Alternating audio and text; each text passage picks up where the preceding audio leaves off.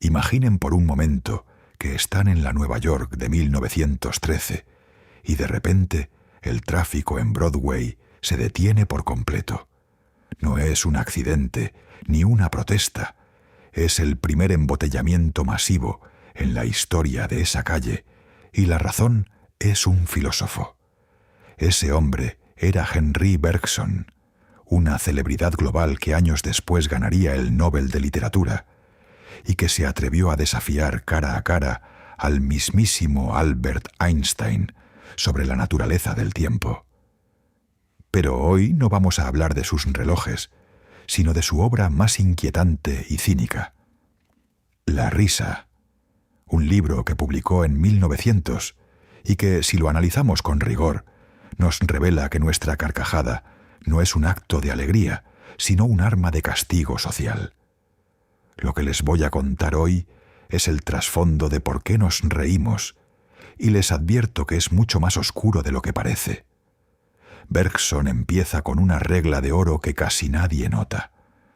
La risa es un fenómeno estrictamente humano. Ustedes pueden ver un paisaje hermoso o uno feo, pero nunca verán un paisaje ridículo.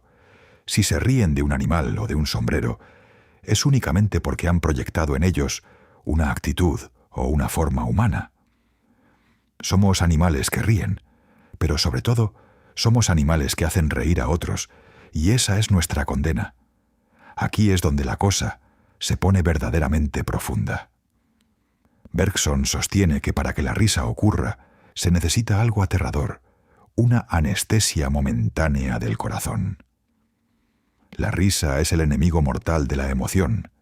Si ustedes sienten piedad, afecto o verdadera tristeza por alguien, simplemente no pueden reírse de esa persona.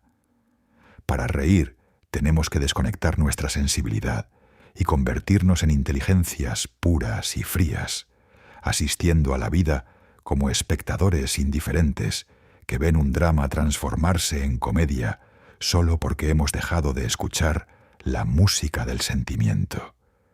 Por eso, la risa siempre es la risa de un grupo. Necesita un eco, una complicidad secreta entre quienes ríen para aislar a la víctima. Pero, ¿qué es exactamente lo que castigamos con la risa?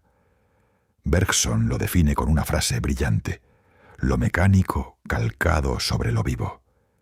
La vida, para este filósofo vitalista, es libertad, creación constante y una elasticidad infinita. Sin embargo, la materia es pesada y tiende a la rigidez.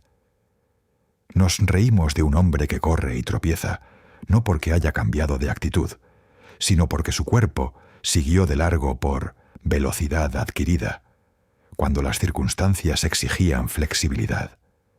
Sus músculos actuaron como una máquina y no como un ser vivo.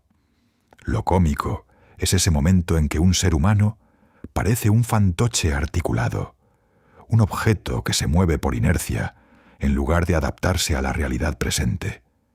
Esa rigidez es lo que la sociedad no puede tolerar. Bergson nos dice que la vida social exige una atención constantemente despierta y una elasticidad de espíritu para adaptarnos unos a otros. Cualquier persona que se aísla en su propia distracción, que se vuelve rígida en sus hábitos o que se comporta como un mecanismo automático, se vuelve sospechosa para el grupo. La risa es el gesto social con el que la comunidad reprime esas excentricidades. Es un correctivo que utiliza la humillación para obligarnos a ser más sociables y más elásticos. Es, en esencia, una broma pesada que nos devuelve al redil social. Piensen en el distraído, ese personaje clásico de la comedia. Para Bergson, el distraído es cómico, porque su mente está en otro lado mientras su cuerpo actúa por automatismo.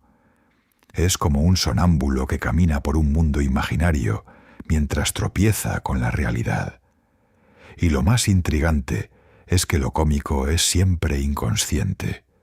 Un personaje de tragedia puede saber que está sufriendo, pero un hombre ridículo solo lo es mientras ignora su propia ridiculez. En el momento en que se da cuenta y trata de corregirse, la magia de lo cómico desaparece. Por eso decimos que la risa castiga las costumbres, porque nos obliga a intentar parecer lo que deberíamos ser. Incluso la fealdad puede ser cómica, pero solo si nos sugiere una mueca rígida que ha cristalizado en el rostro. Un semblante nos hace reír cuando parece que el alma ha sido hipnotizada por la materialidad de una acción simple, como si alguien estuviera condenado a soplar eternamente una trompeta invisible. Aquí es donde entra el arte del caricaturista, que no inventa deformidades, sino que adivina las muecas posibles que la naturaleza ya tenía esbozadas, ampliando esa rigidez de la materia que intenta desterrar la gracia del espíritu. Todo esto nos hace entrar en el laboratorio más profundo de Bergson, en hecho de entender que lo cómico no se queda solo en el tropiezo físico, sino que se infiltra en nuestra propia voz, en el lenguaje mismo, convirtiéndolo en una trampa mecánica. Bergson nos revela que las palabras, que deben ser fluidas y vivas, pueden anquilosarse y empezar a funcionar como una máquina de repetición o de inversión. Piensen en esos momentos donde una frase se vacía de significado y se vuelve un simple ruido, un latiguillo que se repite sin control. Ahí, el lenguaje se ha olvidado de su misión de comunicar y ha comenzado a jugar consigo mismo como si fuera un objeto inanimado. Es lo que él llama la distracción del lenguaje, donde nos reímos porque nuestra atención se desvía de lo moral hacia lo puramente físico del sonido, transformando la comunicación en un engranaje absurdo. Pero aquí es donde la cosa se pone verdaderamente intrigante, porque Bergson nos lanza a una guerra psicológica entre dos formas de ver el mundo, la ironía y el humor. La ironía es el arma del idealista. Consiste en enunciar lo que debería ser, fingiendo creer que es precisamente lo que es, elevándose hacia una elocuencia bajo presión que busca el bien. El humor, en cambio, es mucho más cínico y científico. El humorista es un moralista que se disfraza de anatomista para describir con frialdad y detalle técnico las bajezas de lo que es, aparentando creer que así es como las cosas deben ser. Mientras la ironía es caliente y oratoria, el humor es frío y calculador. Es la disección microscópica de lo abyecto bajo una máscara de total indiferencia. Y si nos preguntamos cuál es el blanco definitivo de este castigo social, llegamos a la vanidad. Ese defecto que Bergson considera idealmente cómico por ser a la vez profundo y superficial. La vanidad es un intento radical de detener el movimiento de la vida para fijar nuestra imagen ante los demás, una rigidez del alma que la sociedad simplemente no puede tolerar. Por eso, la risa actúa como un antídoto, una secreción social que neutraliza el veneno de la vanidad humillándola, porque nada le duele más al vanidoso que dejar de ser tomado en serio. Es una corrección que busca devolvernos la elasticidad y la sociabilidad que hemos perdido al solidificarnos en nuestro propio ego. Lo más asombroso, y que casi nadie conoce, es la conexión que Bergson establece entre lo cómico y el mundo de los sueños. Él sostiene que el personaje cómico es, en realidad, un sonámbulo que vive en una especie de locura normal, intentando amoldar la realidad a sus ideas fijas en lugar de sus ideas a la realidad. Esta lógica del absurdo cómico es la misma lógica de los sueños, donde el espíritu, por pereza o reposo, se obsesiona con una imagen y deforma todo lo exterior para que encaje en su fantasía.